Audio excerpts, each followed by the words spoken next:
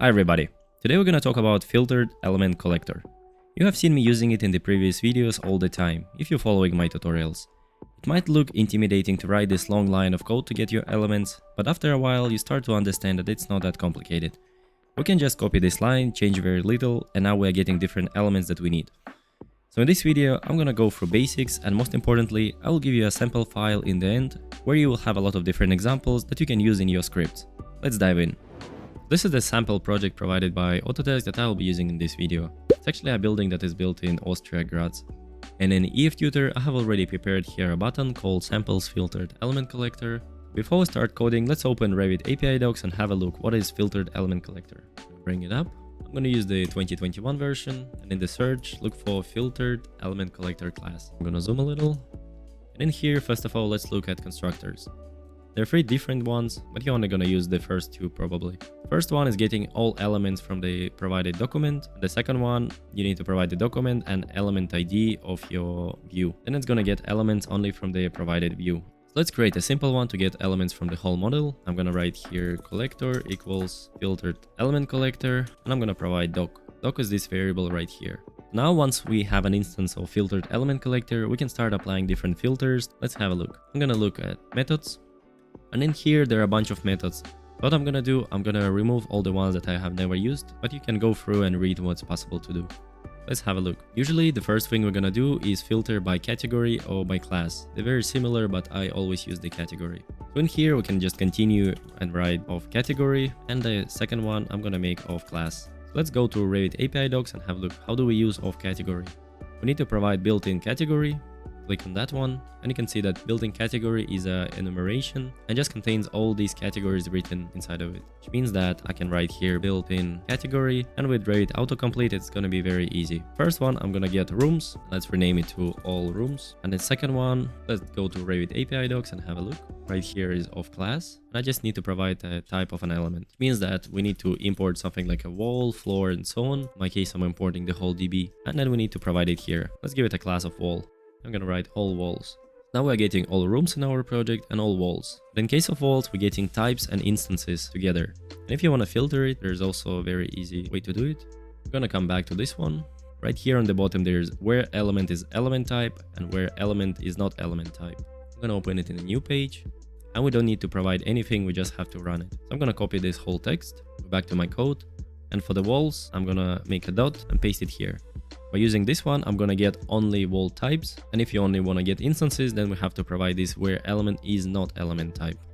I'm just gonna write here is not. And lastly, we need to convert this collector into some usable list. If we're gonna have a look here, there are a few methods here that convert it to a list of elements, to a list of element IDs, or we can also get the first element or first element ID. For most of the cases, I use two elements. Let's copy that one, and we're gonna paste for both of them. Now I can print them. All rooms and all walls, and I'm gonna make some separation in between. Let's go to Revit and run this button, and you can see it returns us a massive list of all the walls in the project. There's also a lot of rooms. Let's go back to PyCharm. So the first time you're gonna write it, it's gonna look a little bit intimidating because it's a lot of happening here. For example, if now I want to get all the doors, I'm just gonna duplicate one of them, rename it to all doors, and I want to make it of category. I'm gonna provide built-in category of doors, and that's it. Now I'm getting all the doors in my project. If I want all the windows, I'm just gonna change it to all the windows, and in here I'm gonna write OST windows. That's it. It's quite simple. There are a few elements that are a little bit trickier to get than the others. Let's have a look at them. I'm gonna remove these print statements. So imagine if I want to get all the legends in our project. Let's go to Revit and have a look. I'm just gonna open random legend. With Revit lookup, there is Snoop active view. And you can see that this is a category of view, and it's gonna get all the views same. So we'll need to filter it later on or create an extended filter. So the easy way to get all the legends, for example, is to get all the views in your project and then filter them down to legends. So if we're gonna scroll down, you can see that there is view type and it says a legend. And we can use this property for filtering it. So let's go back in here. First, we need to get all views. I'm gonna write filtered element collector of doc of category, built-in category of views. Then I want to filter it only down to views and not the view types, and we're going to convert it to elements. Now getting all the views. To get all the legends, you can create a loop and make an if statement to check the view type, or we can also use the list comprehension, then it's just going to be a single line. So I'm going to write, I want to return all views, so view in all views, if view type equals to, and then we can use the enumerator of view type, and then here we can choose, for example, I want to take legend. Then let's make print statements. We're going to count how many views, and the same for legends. So close all of this. Let's come back to EFTutor and click on this button. And you can see it was 405 views and only 4 legends. And as you can see right here, it's completely correct. So another thing I want to try is let's get elements only from this view. For example, I want to get all the furniture only from this specific view. I'm going to go back here.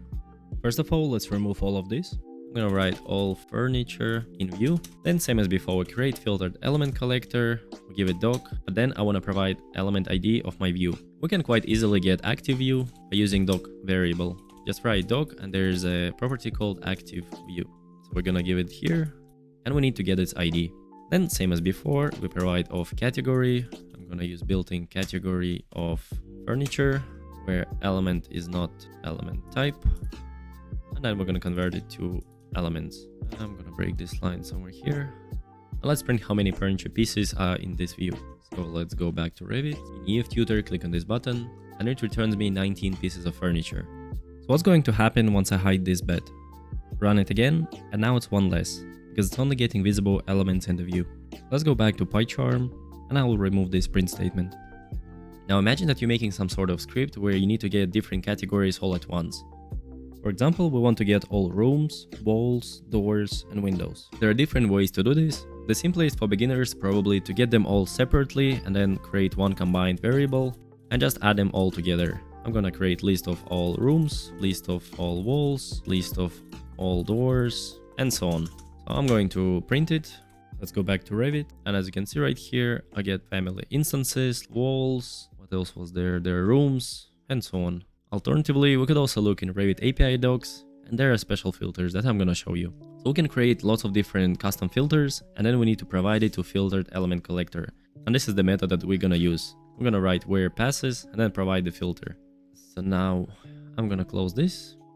And then in this browser, when I have my Autodesk Revit DB namespace open, I'm gonna hold Ctrl, click on F to open this search bar, and I'm gonna write filter. And I can see that the word filter is highlighted. And I can scroll through all of this. There are some filters with bounding box. Let's scroll further and you can see that there are a lot more filters down here. I think filters deserve a video on their own, so comment below if you want to see it. For now, what I'm interested is there is ElementMultiCategoryFilter. This is a filter used to find elements whose category match any given set of categories. To use it, we can look at the constructor. We can use just the simplest one. All we need to do is provide iCollection of built-in categories. So the iCollection is the same as the list. First of all, we need to import this .NET list. To do this, go to import. First, we need to bring CLR, and from CLR, we need to make a reference to system. Now, once we make this reference, we can say from system, collections, generic, import list. This .NET list is very different to the Python list because you need to specify what kind of type of elements can go inside of it. To do this, somewhere here on the bottom, I'm going to create a variable called categories equals a list. First, I need to make the square brackets and then the parentheses. In the square brackets, I need to provide the type of elements that go inside of the list. We want to make it element IDs. And in parentheses, we can leave it empty if you want to make it an empty list and then start adding elements, or we can just straight away provide values inside of it. So right here inside, I'm going to make Python list. So we're going to have built-in category of walls, floors, roofs, and let's make ceilings as well. So now this is a list of all these categories. Then we can come in here, take the name of this filter. It's ElementMultiCategoryFilter. As you have seen, all we need to do, we need to write ElementMultiCategoryFilter. And we need to provide iCollection of built-in categories. And actually, I made a mistake in my code. This is not element ID, this is built-in category. So let's replace it.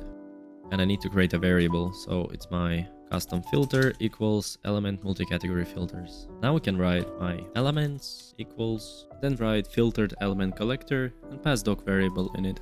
Instead of making of category or of class, we're going to write where passes. In here, we need to provide a filter. This is our filter that we have created. Then same as before, we can specify if we want to get types or elements. This time I want to get all the types. And let's print my elements. I'm going to remove this previous one. There are no more print statement, so can go to Revit and click on it. And here we go, there is a family symbol, there is a floor type, ceiling type, there is a wall type, and so on. So it's working pretty good.